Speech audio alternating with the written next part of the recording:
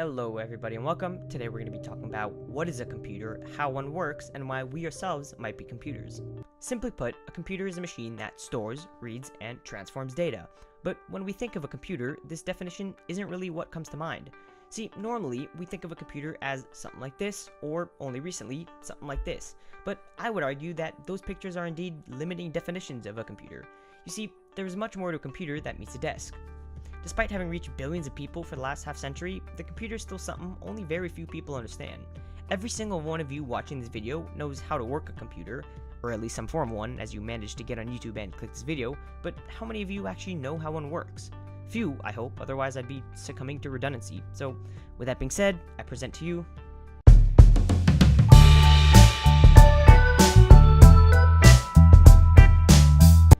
You may have heard of all computing being made up of ones and zeros, but this technically isn't true.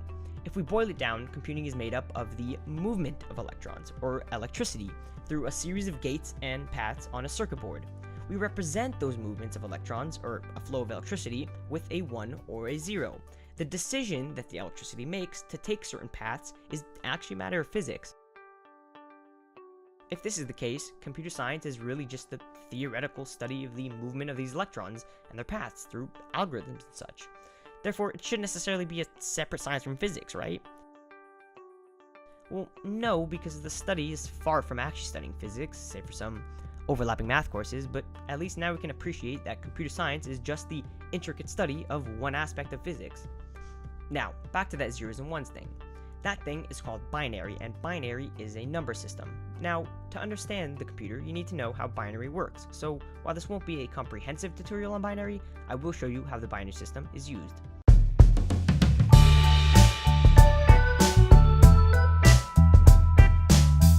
So, like I said, binary is a number system, just like the number system we use. The only difference is that binary is a base 2 number system, while the one we use is base 10. To demonstrate this, I ask that you think back to how you learn numbers in elementary school with the place system. For example, take the number 87. If we break it down, we have two places. We have the tens place and the ones place. We have an 8 in the tens place, 8 times 10, and a 7 in the ones place, 7 times 1. The reason this number is called base 10 is because each place is a power of base 10.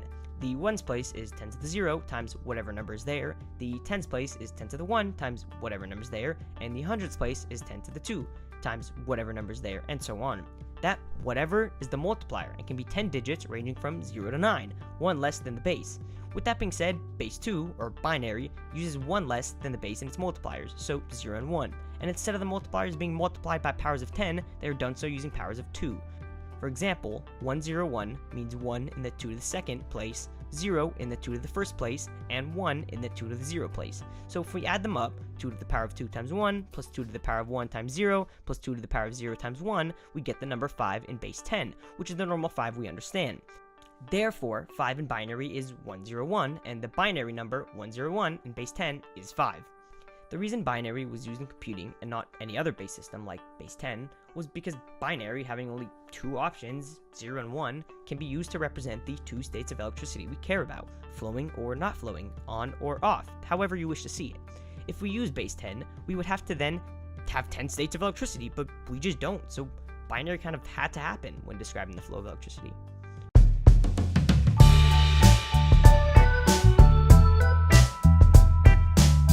The first requirement the computer has to meet is that it has to be able to read data. Using binary, we can now start to understand how information is presented and then read in a computer. How do we get ones and zeros to represent data we understand? How do ones and zeros turn into pictures on the screen, sound out of the speakers, and articles at our fingertips? While I can't get to all those questions, I can say this. Every and any file we see is an arrangement of ones and zeros. This arrangement is only understood because it was made in a certain way, or in other words, has a certain file type.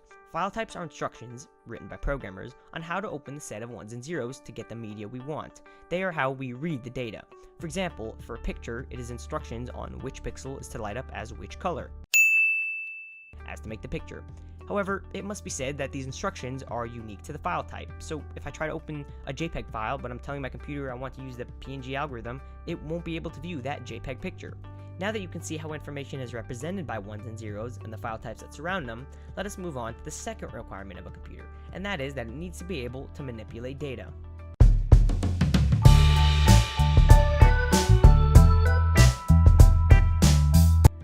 higher up the chain of events that makes up a computer, we get to logic gates. This is where the data gets manipulated.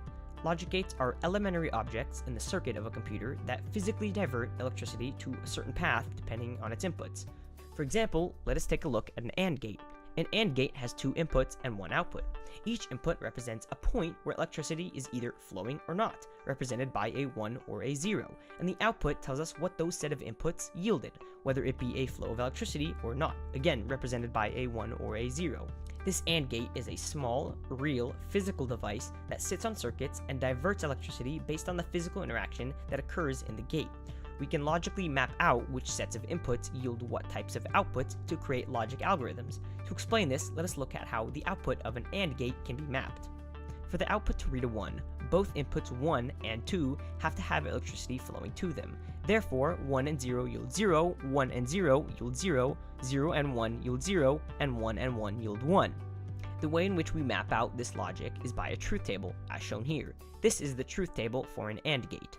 For an OR gate, the output reads a 1 if and only if input 1 or input 2 is being fed electricity, or is a 1. Therefore, 0 or 0 is 0, 0 or 1 is 1, 1 or 0 is 1, 1 or 1 is 1. Here is the truth table showing that.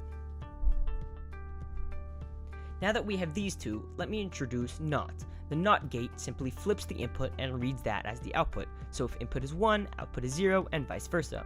Taking all these 3 gates, again represented on the logic board by actual small physical blocks that have physics properties that divert electricity based on inputs, we can start to build a half adder, which is the most essential logic algorithm that defines a computer.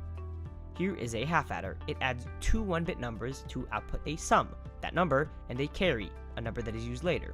By the way, a bit is a 1 or a 0. A byte is a string of 8 bits, a kilobyte is 1,000 bytes, a megabyte is 1,000,000 bytes, and so on. Now, back to the half adder. It uses the 3 gates we just talked about, AND, OR, and NOT, to achieve the goal of adding 2 1-bit numbers. Let's see it in action. First, 0 plus 0. 0 and 0 is 0, not that is 1, 0 or 0 is 0, 1 and 0 is 0, so the sum is 0. Then for the carry, 0 and 0, so carry is 0, and our answer is just 1. Let us try 0 plus 1. 0 and 1 is 0, not that is 1, now take 0 or 1, which is 1, 1 and 1 is 1, so 1 for the sum. 1 and 0 is 0, so 0 for the carry. For 1 plus 0, 1 and 0 is 0, not that is 1, 0 or 1 is 0, and 1 and 1 is 1. So 1 for the sum. Carry is 0 because 1 or 0 is 0. Now for 1 plus 1. 1 and 1 is 1, not that is 0, 1 or 1 is 1, 0 and 1 is 0, so 0 for the sum. 1 and 1 is 1, so 1 for the carry. This could be seen as 1 0 binary or 2 in base 10, because 1 times 2 to the power of 1 plus 0 times 2 to the power of 0 equals 2. The carry is used when we want to add more bits to make something like a full adder, which is a circuit that performs addition to 3 1-bit numbers. With the use of addition in the half adder, we have almost everything we need to build a computer. You see, a half adder for addition is all we need to manipulate data. The manipulation of these 1s and 0s to get what we want, as mentioned previously, is made up with algorithms and file types, but deeper than that, we have the mathematical manipulation of these bits to transform the data. To do this, we either add bits, subtract bits, multiply bits, or divide bits to our original file.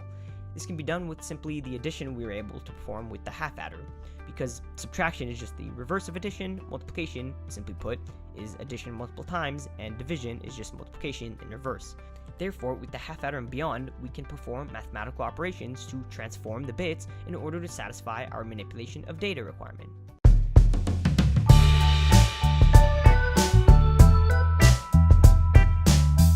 The last requirement that a computer needs to be able to fulfill is that it has to be able to store data. This is where the flip-flop comes in. A flip-flop is a type of electronic circuit or device that stores 1 bit of information for future use. It is similar to a latch in this way, however a latch differs in that it only runs when the enable line is connected, whereas a flip-flop is always running. Let us take a look at the simple RS flip-flop. To assist in reading this flip-flop, I will put the truth table for it right here. As you can see, there are 2 inputs, S and R, and 2 outputs, Q and Q prime. S and R are set and reset, Q is the stored bit, and Q prime is always the opposite of Q. So if Q is 1, Q prime will be 0, and vice versa. You could think of Q prime as somewhat of a byproduct of the flip-flop, while Q is the answer we want. The two gates that make up a flip-flop, in this case an RS flip-flop, are NAND gates. Since NAND gates are not gates put right after AND gates, we can expand the gates we had to make 4 more easy to read ones. A flip-flop has 3 states that we care about for storing data: set, reset, and hold. Set sets the bit, reset resets the bit, and hold holds the bit in place. Let's take a look at the set state. So in the set state, S is 1 and R is 0 because we want to store a bit in Q. Let's see if this works. Starting with an R, we have 0 and something. This something we don't really care about for now because since R is 0, any other second input would still make the NAND gate come out to 1. 0 and 0 is 0, not that, and it's 1. 0 and 1 is 0, not that, and it's also 1. So from just one input reading 0, we know that Q has to read a 1. Then we take Q with S, which is 1. 1 and 1 is 1, not that is 0, and so Q prime is 0. If we run the loop one more time, we can see that if we take Q prime, 0, then use it back with R, we get 0 and 0, which is 0, and not that is 1, just like we had before. So now you can see how set stores a bit in the output Q. Now let's take a look at how to reset Q, or make it go back to 0. To reset, we need R as 1 and S as 0. Let us first take a look at S. As before, since S is one input that's a 0, we don't care about the other input because the output is going to be 1 no matter what. So now Q prime is 1, then we have 1 and 1, which is 1, not that is 0, which is stored in Q. We then have to take this with S, 0 and 0, which is 0, and then not that, which is 1. As you can see, we now have a loop that puts a 0 in Q instead of a 1, and like before, keeps Q prime as the opposite of Q. The third state we care about is the hold state. The hold state holds the bit to whatever value it's at. This is achieved by applying voltage to set and reset at the same time. Let us use a hold to hold the bits in the spot right after a reset was applied. Since Q is 0 and S is 1, 0 and 1 is 0, not that is 1, and so Q prime is 1. 1 and 1 is 1, not that is 0, and Q is still 0. As you can see, putting a 1 at R and S held the output bits to whatever the previous reading was. With that, I hope you start to understand how this simple circuit is used to store data, because as you may have noticed, a flip-flop is pretty much just RAM. Since all information in computing is represented as 1s and 0s, computing is simply defined as the manipulation of those 1s and 0s. A computer is simply a transformer for data. It takes in one data, 1s and 0s, manipulates it with an algorithm, and puts out another, a picture or video that we then understand. But if a computer boils down to those 3 things, reading, manipulating, and storing, and those 3 things only, what is to stop us from saying that we humans aren't computers? We store information in our brain, read them through memories, and manipulate or use them through thoughts or actions.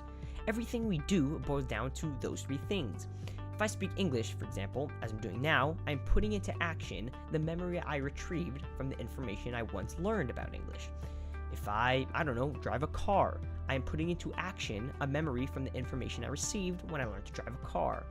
This then begs the question, are we computers? Well, I would argue yeah. I want you to think of a number in your head right now. Go ahead, take your time. Got the number? Okay. Was it a number between 1 and 10? What about 1 and 100? Well, if you're like most people, it is. Why is this? This is because normally, when we're asked to give a number, we're usually asked to give a number within this range. Therefore, your brain, upon hearing my questions, submits to choosing a relatively small number close to 0. This proves that the brain has some sort of algorithm in making decisions. No, I didn't set a limit to the number you could have given me, yet I doubt any of you thought of a number over a million. So clearly, past experiences and stimuli, like being asked to pick a number before, but it usually being between 1 and 10 or 1 and 100, lead your brain to make the decision that it did. And so that begs the second question. If I were able to perfectly capture and make mine all of your experiences and emotions up until the point in which you made your decision, would I make the same decision? Would I choose that same number? Or is there something more you that makes you choose that number? Something not quantifiable? Clearly, if we replicate a computer's hardware, it would make the same decision as the initial one did, because it ran the same algorithms. But if I replace the experiences and stimuli that made up you, would that equate to me having your decision-making algorithm? Remember, a computer is simply a physical device that sends electrical impulses where it wants actions to occur based on algorithms. Isn't that basically what a human is? A thing that sends impulses through neurons based on some sort of algorithm given by the brain? If we think in this way, and believe that one day we're able to create AI which can in turn create AI on its own, this poses an existential problem to us.